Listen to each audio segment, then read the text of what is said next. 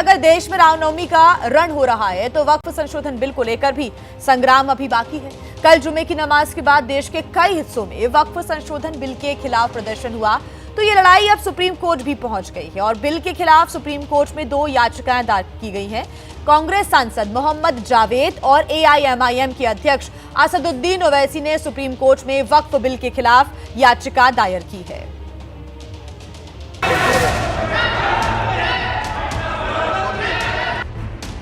संसद में 2 दिन full day full show.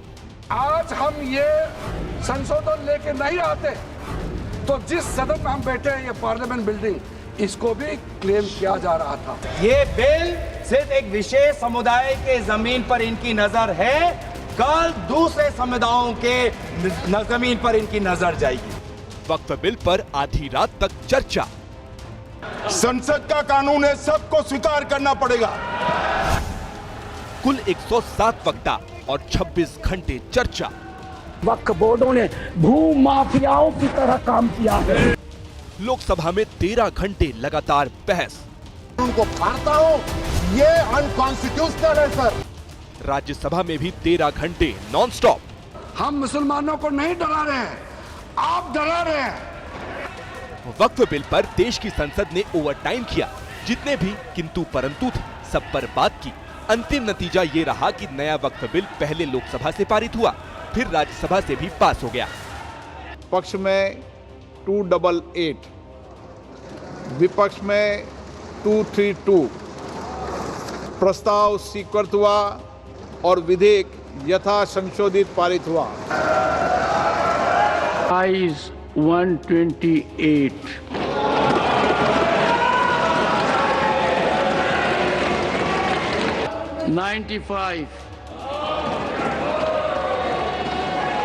Bill is passed. संसद में सरकार जीत गई, लेकिन विपक्ष पहले ही बोल चुका था कि इतने पर भी हार नहीं मानेंगे, लड़ाई को सड़क और सुप्रीम कोर्ट तक खींच कर ले जाएंगे। हुआ भी वही। नए वक्फ बिल के खिलाफ सुप्रीम कोर्ट में पहली याचिका कांग्रेस ने जमा कराई। बिल में संशोधन करने का हक सभी सरकार का, इसमें कोई शक नहीं, लेकिन जो बुनियादी प्रोटेक्शन है कॉन्स्टिट्यूशन के तहत किसी के लिए भी, किसी इंडियन सिटीजन के लिए, उसको जब आप वायलेट करेंगे और अपने नंबर्स का दुरुपयोग करेंगे, उसी के तहत हमने सुप्रीम कोर्ट में जाने का फैसला किया है। आगे बढ़े उससे पहले आप देखें कि वक्फ का मैटर संसद से सुप्रीम कोर्ट पहुंचा है, तो उसमें 3 ही मूल सवाल हैं। पहला, विपक्ष किस आधार पर वक्फ बिल को चुनौती दे रहा है? क्या सुप्रीम कोर्ट विपक्ष की याचिका को स्वीकार करेगा? क्या नए वक्फ कानून के रद्द होने की जरा भी गुंजाइश है? कांग्रेस के पीछे पीछे AIMIM भी याचिका लेकर सुप्रीम कोर्ट पहुंच गई। ABP न्यूज से खास बातचीत में असदुद्दीन ओवैसी ने कहा कि वक्फ बिल पर लड़ाई खत्म नहीं हुई है, मुसलमान हार मानने वाले नहीं हैं। दरगाहें उनके कंट्रोल में आ जाए, इमाम बाड़े उनके कंट्रोल में आ जाए, इस तरह का कानून बीजेपी बना रही है कि इस मुसलमानों को जलील और रुस्वा करने की कोशिश की जा रही है, हमको सेकंड ग्रेड सिटीजन बनाया जा रहा है। हिटलर के ज़माने में ऐसी होता था, यहूदियों की इबादत गाहों को निशानदेही की जाती थी, उसको बंद कर दिया जाता था, तो यही काम हो रहा है। और आप प्रैक्टिसिंग मुसलमान का मतलब क्या है कि किरण रिजिजू की तरह वो क्लीन शेव हो या ओवैसी की तरह दाढ़ी हो? आर्टिकल 300A कॉन्स्टिट्यूशन कहते हैं प्रॉपर्टी मेरी राइट है, मैं जो चाहे कर लूं। आर्टिकल 14 का वायलेशन, इक्वालिटी का वायलेशन है, 15 का वायलेशन है। सवाल यह है कि सुप्रीम कोर्ट तो है, मगर नुकसान कितना होगा जब आप मस्जिदों को बोल देंगे ये गवर्नमेंट प्रॉपर्टी है, जब आप मस्जिदों को बोल देंगे कि नहीं सिर्फ प्राचीन मंदिरों की हिफाजत होगी, मस्जिदों की नहीं होगी, तो कितना बड़ा नुकसान होगा। प्रस्ताव स्वीकृत हुआ और विधेयक यथा संशोधित पारित हुआ। अब देखें कि नए वक्फ बिल के खिलाफ कांग्रेस और विपक्षी दल किस आधार पर सुप्रीम कोर्ट का दरवाजा खटखटा रहे हैं। विपक्ष जो हवाला दे रहा है उसमें पहला है आर्टिकल 14 से 18 यानी समानता के अधिकार का उल्लंघन। दूसरा है आर्टिकल 25 यानी धार्मिक स्वतंत्रता के अधिकार का उल्लंघन। तीसरा है आर्टिकल 26 यानी धार्मिक संस्थाओं के अधिकारों का उल्लंघन। और चौथा है आर्टिकल 29-30 यानी अल्पसंख्यकों के अधिकारों का हनन। हालांकि इन सारे आरोपों पर सरकार संसद के दोनों सदनों, दोनों चर्चाओं में जवाब दे चुकी है कि वक्फ बोर्ड कोई धार्मिक संस्था नहीं, सिर्फ एक ट्रस्ट है। वक्फ एक अरबी शब्द है, एक प्रकार का चैरिटेबल एंडोनमेंट है। इसमें दान देता है, वो शब्द का बड़ा महत्व है। दान उस चीज का ही कर्ज किया जा सकता है जो हमारा है। सरकारी संपत्ति का दान मैं नहीं कर सकता। सुप्रीम कोर्ट संविधान का संरक्षक है। वो सुनिश्चित करता है कि संसद जो कानून बना रही है उसमें कहीं संविधान का मूल ढांचा तो नहीं बदला जा रहा। ऐसा दिखने पर ही वो उसे रद्द करता है, वरना नहीं।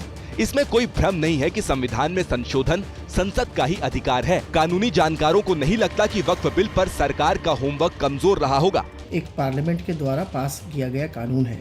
सुप्रीम कोर्ट ऐसे मामलों में बिना सरकार के पक्ष को जाने कानून पे रोक नहीं लगाता है, और ये मामला जब बहस होती है और पूरी तरीके से इस मामले में पूरी बहस हो जाती है, उसके बाद ही डिसाइड होता है कि कानून संविधान के हिसाब से है या संविधान के खिलाफ है।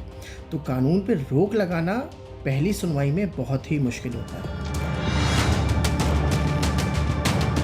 हालांकि अतीत के पन्ने पलटे तो ऐसे मामलों में विपक्ष को सुप्रीम कोर्ट में ज्यादातर हार का मुंह देखना पड़ा है। इलेक्टोरल बॉन्ड स्कीम 2018 को चुनौती दी गई, सुप्रीम कोर्ट ने फैसला दिया, सरकार का फैसला रद्द कर दिया। अनुच्छेद 370 को खत्म करने के फैसले को चुनौती दी गई, जिसे दिसंबर 2023 में सुप्रीम कोर्ट ने बरकरार रखा था। नागरिकता संशोधन अधिनियम को चुनौती दी गई। मार्च 2024 में सुप्रीम कोर्ट ने CAA नियमों पर रोक से इनकार कर दिया। 3 तलाक विधेयक 2019 को चुनौती दी गई। जनवरी 2025 में सुप्रीम कोर्ट ने संवैधानिकता पर सुनवाई शुरू की। चुनाव संचालन नियम 1961 में संशोधन को चुनौती दी गई। फरवरी 2025 में सुप्रीम कोर्ट ने केंद्र को नोटिस जारी किया। इनमें से बहुत से मामले हैं जिन पर विपक्ष ने पहले सरकार पर और फिर जब फैसला पक्ष में नहीं आया तो सुप्रीम कोर्ट पर भी सवाल खड़े कर दिए थे। तो क्या वक्फ बिल को लेकर भी ऐसा ही होगा? फैसला मनचाहा नहीं आया तो फिर कोर्ट पर उंगली उठाई जाएगी?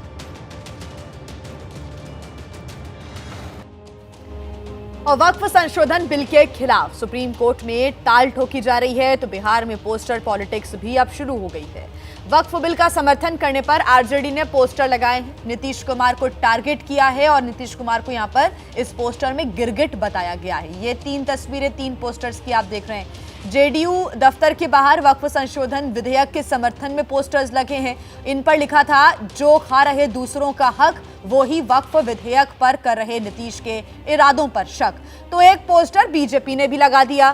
बीजेपी की तरफ से जो पोस्टर सामने आया है, इसमें विपक्ष को रावण और प्रधानमंत्री मोदी को राम के रूप में दिखाया गया है। जो इसका विरोध कर रहे हैं, कहीं ना कहीं वो देश विरोधी लोग हैं। भैया नीतीश कुमार जी करीब 40 साल से राजनीति कर रहे हैं, और कोई नीतीश कुमार को सिखा देगा? कोई नरेंद्र मोदी जी को सिखा देगा? हमारे मुसलमान भाइयों के घरों में आज होली, दिवाली, दशहरा मनाया जा रहा है। आप जो भी गरीब तबके के जो हमारे मुसलमान भाई हैं भारत के, उनके घरों में जाके देखे आज होली और दिवाली और ईद मन रहा है, और उन्हीं लोगों को पेट में दर्द हो रहा है जो लोग देश विरोधी हैं, जो मुसलमान को गुमराह कर रहे हैं।